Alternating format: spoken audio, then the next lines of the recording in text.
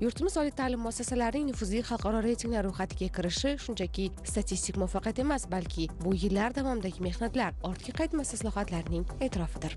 2021-yildan boshlab Toshkent davlat transport universiteti ham xalqaro nufuzli reytinglarda o'z o'rnini egallashni boshladi. Bugungi kunda oliy o'quv yurti bu yo'ldagi harakatlarning samarasini ko'ryapti. 2025-yilda Toshkent davlat transport universiteti bir qancha nufuzli xalqaro reytinglarda o'zini o'rni oldi.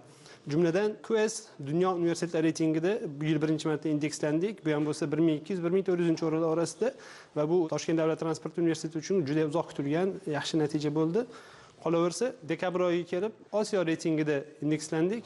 Osiyo reytingida o'tgan yili 750-o'rinda edik. Bu yili 150 o'rin yuqorilab 602-o'ringa erishdik. Shu bilan birga O'rta Osiyo reytingida 37-o'rinni egalladik. Reytinglarning o'zi maqsad emas. Reytinglarga bilan ishlash jarayonida universitetning strategiyalarini to'g'ri qo'yish bu juda ham samarali foyda beradi. Ya'ni kim bu ilmiy yo'nalishda ham, xalqarolashtirish yo'nalishida ham, ta'lim sifati yo'nalishida ham juda ham universitetni yaxshi tomonga yo'naltirishga imkon beradi. Shu bilan birga dunyoning eng yetakchi universitetlari trendlarida ularning yo'lidan yurishga yordam beradigan mexanizm sifatida buni qarash kerak. Birinchi navbatda mana shu reytinglarning metodologiyalarini juda ham chuqur yaxshi o'rganish kerak bo'ladi. Qanday qilib, qaysi indikatorlarni universitet faoliyatida o'rn egallash orqali bu universitet shu reytingda ilgarilasin. Ana undan keyin universitetning ichki strategiyasini ishlab chiqish kerakki, bu strategiyada mana shu reytinglarning metodologiyalari o'z aksini topsin.